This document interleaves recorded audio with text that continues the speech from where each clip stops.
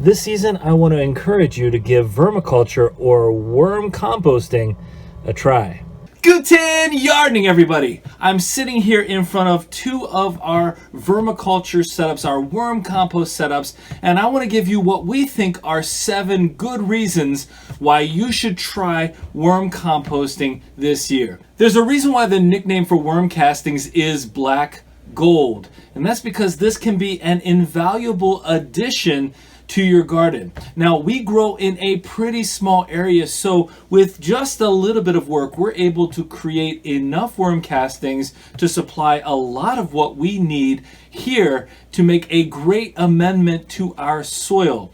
And so let's get started with our 7 reasons why we think you should join us in this journey. And I'm going to start with the high value of the product that these worms create. Now, if you've never done any work with vermiculture, but you've been to a store trying to buy worm castings, you know that they're pretty expensive. In fact, a little bag can be $7 or $8, and that is a lot of money to spend on something that your worms, once you have that initial investment out of the way, can produce for you for no additional cost beyond your original setup. And I think that's pretty impressive. And the value that worm castings bring to your garden goes far beyond any NPK value, because worm castings, that black gold, helps your soil with aeration, with moisture retention. It helps your plants absorb nutrients better, and that's just in the worm casting form.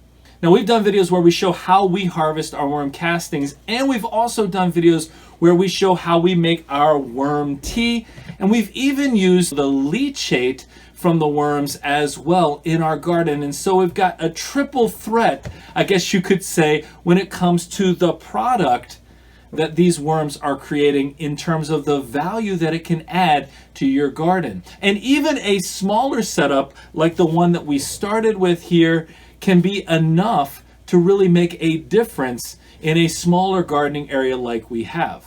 Now, going beyond that value added piece in terms of the castings themselves, that takes us to the second reason why we'd like you to join us in worm composting this year, and that is that it's pretty cost effective. It doesn't have to be a very expensive startup. Now, if you go back to the very first 2 videos that we created about 1.5 years ago here at Guten Yardening, you will see that those focus in on us creating our own vermiculture setup in the way that we set it up. And I'll tell you that cost, the containers themselves, and that's what I have in front of me now. It's in great shape, it's still working perfectly, but that cost, that initial cost, was about $20 to $25 for the containers and everything we needed to do to the containers to get them ready for the setup they're in now. And we paid about $30 for 1 pound of red wigglers to get started. 1 pound is about 1,000 of those worms.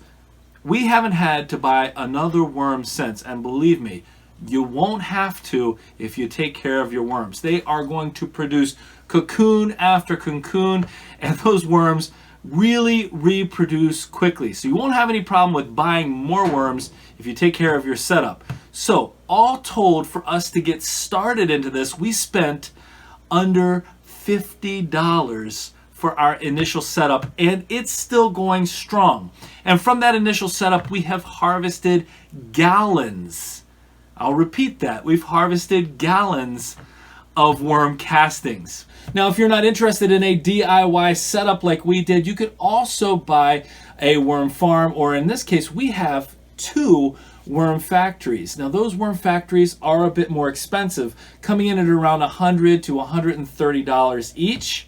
And so that's a bit pricier, but still, all told, they're going to last for a long time. Now, we were fortunate enough, and this goes back to our love of community and our gardening community. We were fortunate enough to have somebody who was transitioning to a larger worm composting setup who gave us 2 of these worm factories that we have right now. So we didn't have to pay anything for those, and now we've been able to expand our worm setup as a result. But the cost of this, not prohibitive.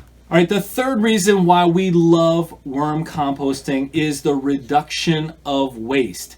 Now, we grow a lot of vegetables here, and we can't eat every single part of every single vegetable. But you know who can come in and eat just about anything, including the pits on an avocado. The seeds on an avocado, no problem for our red wigglers. That's right. We take all of our organic waste, all of those vegetables and fruits, the pieces that remain, we feed them to our worms. And I can tell you, I have seen pound after pound after pound go into this setup, in with our worms. And in a very short period of time, they have consumed everything and transformed it over into worm castings, which we can use. Yes, we would not waste those vegetables anyway because we would put it out on our compost. But if you're somebody who doesn't have a ton of room for composting and you want to reduce waste in general, this is a really good and quick way to get that turned back into something that you're going to be able to use on your soil again next season. Reason number 4, this has to be one of the easiest systems to manage in gardening. In fact, one of our commenters early on talked about his experience with vermiculture, and he said, "My worms seem to do best when I just ignore them." And you know, for our experience, he is not at all wrong. We feed these about once a week, and besides that, we don't have to do anything except when it comes time to harvest. They take care of themselves. They sit in one area in our grow room off to the side, and we don't have to worry about them one bit. As long as we keep them fed, everything works smoothly. It is definitely a hands-off, I would say even a passive experience, but still one that is continuously working for your benefit. And the 5th reason, and I kind of hinted at it just a second ago, this really requires minimal space. And not just minimal space, but a space wherever you want that space to be. And so we have about 8 square feet of space between our 2 setups where these worms are consistently working. And this is really important for a lot of you. You can have this space indoors or outdoors as the weather gets a little bit warmer. And regardless of where you have it, if you take care of it, meaning you feed it not too much, but the right amount that the worms want, you don't have to worry about the smell even a little bit. If anything, what you're going to find is that smell has that really nice earthy smell to it. Nothing sour, nothing bad about it as long as you're not overfeeding. And so, wherever you want to have it in your house, wherever you have a little bit of room, it'll work there for you. And that ties in quite nicely with reason number 6, which is that this is an incredibly mobile setup as well. So if you have a container setup like we do, and you need to move it from outdoors to indoors or back and forth, wherever you need it to go, you can do that. It's a little bit heavy, but it's something that you don't have to worry about having it finalized or stationed in one place, especially if you need to redesign your entire setup. Well, that kind of thing happens from time to time. Well, there you go.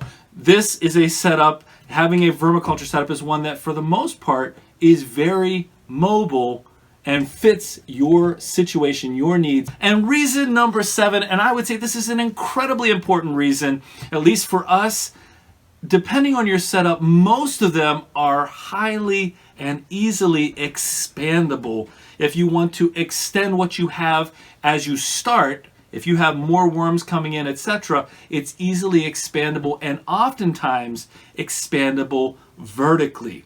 So the setup that we built initially, we had one container inside of another. All we need to do to expand that to the next level is to add in another container on top, and we could keep stacking.